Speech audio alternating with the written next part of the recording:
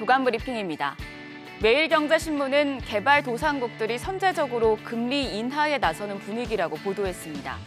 경제 전문 매체 마켓워치에 따르면 짐리드 도이체방크 투자 전략가가 81개 세계 중앙은행을 분석한 결과 11월 들어 금리 인하를 선택한 국가가 금리 인상을 단행한 국가보다 많은 것으로 나타났습니다. 남미에서는 칠레가 지난 7월 처음 금리를 내렸고 브라질과 페루, 멕시코 등도 인하 대열에 동참했습니다.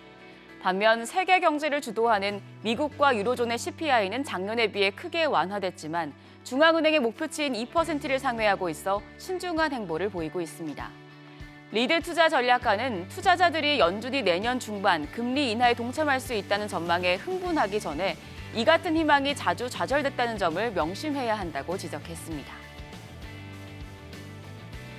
중앙일보는 세계 최대 가상자산 거래소인 바이낸스가 하마스 등 미국 정부가 제재하는 국가와 단체에 자금 세탁을 도운 혐의로 막대한 벌금을 내게 됐다고 보도했습니다.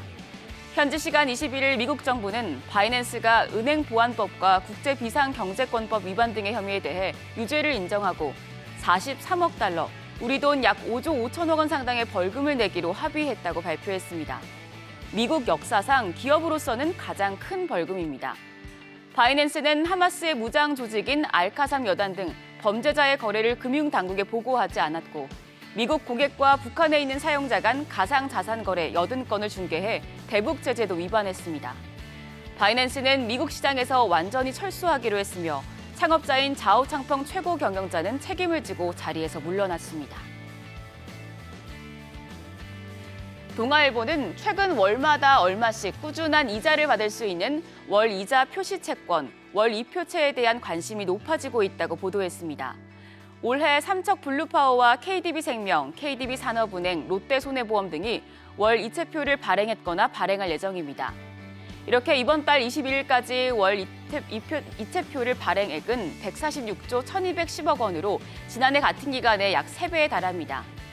같은 기간 개인들의 회사채 순매수는 9조 2,346억 원으로 1년 전에 비해 29.3% 늘었습니다.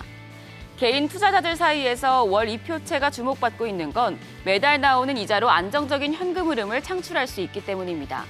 발행사 입장에선 기관뿐만 아니라 개인 투자자로까지 자금 조달 통로를 늘릴 수 있는 게 이점입니다. 다만 전문가들은 최근 채권 이자가 높아져 발행사 부담이 커진 만큼 기업 부도 시 손실 위험도 감안해야 한다고 당부했습니다.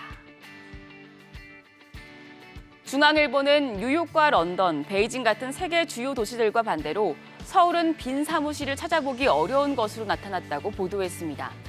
상업용 부동산 서비스 업체 알스퀘어에 따르면 올해 3분기 서울 오피스 시장 평균 공실률은 2.2%로 집계됐습니다.